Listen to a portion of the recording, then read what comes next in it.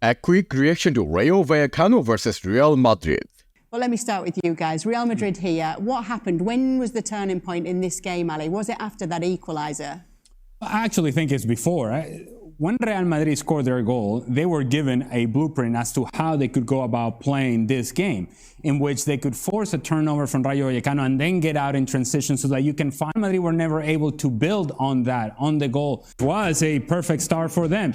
It comes indeed from essentially a mistake by Lunin, and then Rayo Vallecano are passing the ball sideways and back, and eventually they lose it, and now Real Madrid get on a transition moment. And when you get the legs of Fede Valverde running in behind, then he frees everything up. When you have the legs of Vini running in behind, then he frees everything up, and then you allow yourself to go up, and you're thinking, okay, this is the blueprint. This is how we win this game. Real Madrid instead, they chose to having short passes and shorter passes and even shorter passes through the midfield, touches and more touches through the midfield, which then invited the pressure of Rayo Vallecano. And Rayo Vallecano made this about duels. In Vallecas, that's exactly what you want to do, where everything feels so tight, where it's not the friendly confines of Vallecas, there's very little space. The space is when you're trying to force them into areas in which now you turn the ball over. Now Rayo Vallecano feels great about themselves. The fans are into the game. They go and tie the game, and now you're in a match. Now you're in a fight, and it's not what Real Madrid wanted. Once they got into the fight, it was always going to be difficult because it was never then about playing the game. It was about fighting, and at that point, I think the momentum of Rayo Vallecano and the crowd itself was always going to carry this team forward. So I have to say this, most of the points Elia just discussed, I agree, most of them. When I was watching the game, first 20 minutes, I'm like, wow, how beautiful we're playing. Maybe this match could be so easy for us. Like we could just walk away from Rayo Vallecano. Well, as Elia pointed out, all the good moments for Real Madrid this match lasted that 20 minutes. For some reason, I don't know why. Is it because of our players decided? Or is it because our coach decided to do this? Like what we have decided? Oh, let's control the match.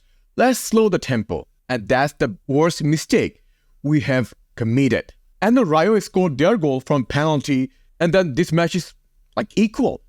Listen, losing points is not my big concern. For me, at least you have to show character on the field. And today, that's what angered me the most. Because when you saw the second half, okay, first half, I understand that 20 minutes, we played really good. Then last 10 minutes of the first half, we played also decent. And going to second half, when you have just one score line, if you look at our players' positioning, their mentality, there was nothing. There's no aggression, there's no passions. As LA already pointed out, we are playing short passes, no risky passes, no clear-cut passes, no like dynamic movement. All the players were static. They were where they were. They have to move around, right? Nope. And the worst of all, we have one thing in Real Madrid DNA, like sometimes when we're behind or we need to score a goal, we just increase our intensity, right? I was expecting for that moment. At that moment today, never came. And as a result, we lost 2 huge points. What do you make of the penalty incident, Stevie? Oh, it's a penalty kick. His hands out, the goalie's going to have to make a save. Yeah, I really don't think it's a controversial. I think it's 100% a penalty kick. I don't understand anybody that would argue about it. I would say though that one of the delights of having somebody like Carlo Ancelotti as your manager, he will know exactly that this is the type of result that all it does is kicks everybody up the backside, just gives them a little reminder that the league's not over until it's over, and that's what this is. This is not let's go dissect what went wrong and who was playing here and who should have done this and done that. There are going to be games, and it's unusual when these sort of things don't happen every now and again. And so when you've got Ancelotti, he will calm his boys down and say, look, we got a point, it's not what we wanted. A little kick up the backside to remind you that at the end of the day, the first thing you got to do is work harder than the opposition. So 2 points. Let's tackle the first point. Is it penalty? For me, it's a penalty. When your arms is so in natural position, like Kamal was extending this side like away from his body. If you put his arms like this, it would not be penalty. So I think this is not any controversy at all. this is what it is. Sometimes it happens. Sometimes things happen that's not your control. For me, considering this goal was not the end. For me, the end was we did not show character afterward. The second point is TV also made, I think is a good point. Yes, we lost points, but we're still top of the table, right? We're still like 6 points from Girona and 8 points from Barca. I think that's still huge if you think about. What can we put Real Madrid's drop points down to today then? I think there's a couple of things. I think one of them is just that natural sense that you can't produce 38 games of the same level. I think what we've seen with Real Madrid, and I think this is partly explained, by the way, by their extraordinary success during a period in which actually the record hasn't been that brilliant. And I think what it is about a team with a huge amount of talent that knows or is able, 38-game season, maybe doesn't do it consistently. And I think this was implicit, by the way, in the things that Carlo Ancelotti said after the Girona game. And after the Girona game, he talked about the quality of the players. He says, and the key is, if you get the quality of the players to be matched by the commitment of the players, you're going to play well, like we did today. If you get players, even those players who are in the team, to make the difference, doing the running, doing the chasing, doing the defensive work, then you'll be all right. Again, I have to second with what Sid Lowy just mentioned. So, if we talk about players' performance and also what went wrong today, there are a lot of tactical points.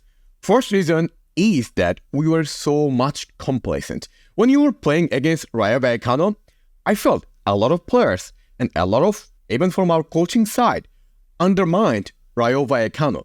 That thought they would just walk away. I mean, look at our starting lineup.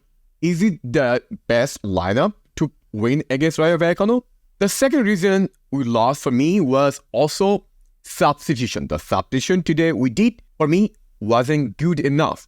Some players played longer than they should be on the pitch, and we did some wrong substitution. For example, taking off Camavinga when he was the only CDM we had, it did not make any sense. When you had to score a goal, you need to press high. You need younger players, right? Yes, I understand that he got yellow, but it doesn't matter. He could be cautious not to get another yellow. So for me, having Cruz and Modric together and Fede, 3 players, when you have to press really high, and 2 of them being old and not famous for their high pressing role, it didn't make any sense to me. Third, most players did not show up today. This is probably the best reason why we lost points against Rayo Vallecano. Most players who played today did not show up. They did not play their game today. If I talk about probably one player, probably two players who did decent. For example, Fede Valverde and Camavinga. Kama has only one mistake, that's handball. Again, as I said, that happens sometimes. Sometimes something happens that's beyond your control. So, other than these 2 players, everyone who played today did not play their game. For example, we can talk about Joselu. First goal, he scored very good finish. I have to agree with that. But since then, we did not see the player who should be playing, right? Then we can discuss about Brahim, a player who played and he scored an amazing goal against RB Leipzig. Today, did not show up. You can say an off day for Brahim Diaz today. And then Vinicius Jr. Oh my God. 50% passing accuracy. So today when Vini was playing, every time he was trying to do some passing accuracy was so off today. As I discussed numerous times, there's 2 sides of Vinicius. Good Vinicius and bad Vinicius. Today, we did not see the good Vinicius. Also, on his defense, if I want to defend Vini, there is a reason why Vini did not play his level. Because when Cruz plays, Cruz is the player who dictates the match, right? Who dictates the game for us. And when Cruz plays, he plays in the left side.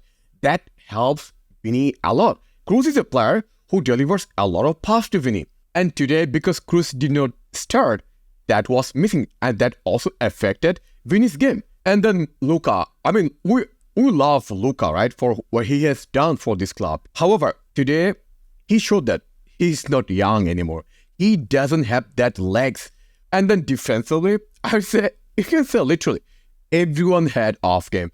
Vasquez was struggling defensively. Again, defense is not his strongest prowess. And then Fran Garcia, oh my God. The way he runs, literally, he reminds me of Mariano Diaz. You can say he's a defender version of Mariano Diaz. Why? He runs like crazy, like headless chicken. Even though he's decent at attacking, today that was also missing. All he does is just running like a crazy person, nothing else. Anyway, let me know what did you think about our performance today in the comment section below.